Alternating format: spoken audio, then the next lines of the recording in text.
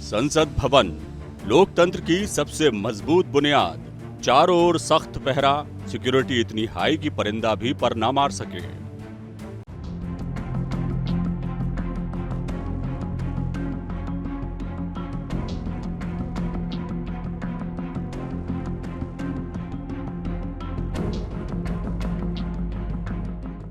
लेकिन ये क्या, अचानक दर्शक दीर्घा में बैठे दो शख्स कूद पड़ते हैं सदन के भीतर और स्मोक बम लहराते हुए फांदते चले जाते हैं सदन की कुर्सियां।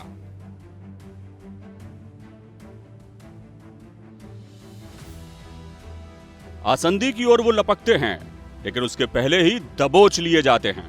दोनों की पहचान सागर शर्मा और मनोरंजन के तौर पर हुई है। पुलिस ने संसद भवन के बाहर नीलम कौर नाम की एक महिला को भी गिरफ्तार किया है।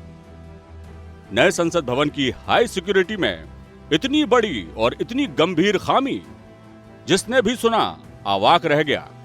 खुलासा हो जाएगा कि आखिर यह हिमाकत किसी साजिश का हिस्सा थी या कुछ और। जो जानकारी निकलकर सामने आई है उसके मुताबिक सदन में स्मोक बम लहराने वालों का नाम सागर शर्मा और मनोरंजन है। मनोरंजन पेशे से इंजीनियर बताया जाता है। संसद भवन के बाहर से एक महिला को भी गिरफ्तार किया गया है। जांच में आधार कार्ड समेत कई अहम चीजें मिली हैं। सागर बीजेपी सांसद प्रताप सिन्हा के विजिटर कार्ड पर संसद में दाखिल हुआ। इंजीनियरिंग का छात्र बताया जा रहा है सागर। मनोरंजन भी पेशे से इंजीनियर है। हरियाणा की रहने वाली नीलम कौर को भी गिरफ्तार किया गया है। महाराष्ट्र के लातूर के रहने वाले अमोल को भी गिरफ्तार किया गया है। दोनों संसद भवन के बाहर रंगीन धुआं फैला रहे थे। हैरत की बात है कि संसद भवन में प्रवेश के लिए कठिन प्रक्रिया है, उसमें कहां से चूक हो गई।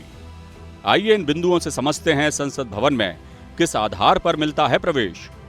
हमारे देश की संसद में कोई भी आम आदमी जा सकता है। प्रवेश के लिए सख्त प्रक्रिया है। पहला तरीका है विजिट के लिए पास बनवाना।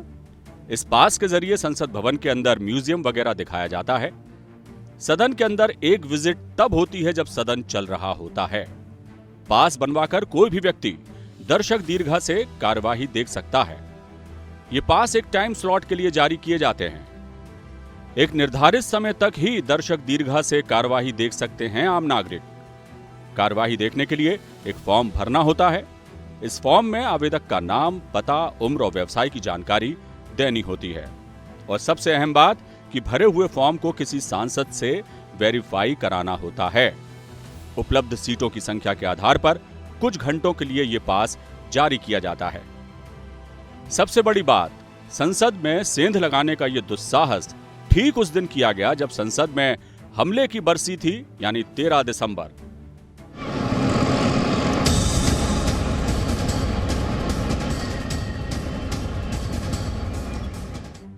तेरह दिसंबर 2001 को ही संसद में हमला हुआ था, जिसमें 9 लोगों को अपनी जान गंवाना पड़ी थी।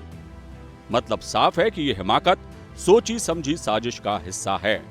क्योंकि सागर और मनोरंजन ने अपने साथियों के साथ यही दिन क्यों चुना?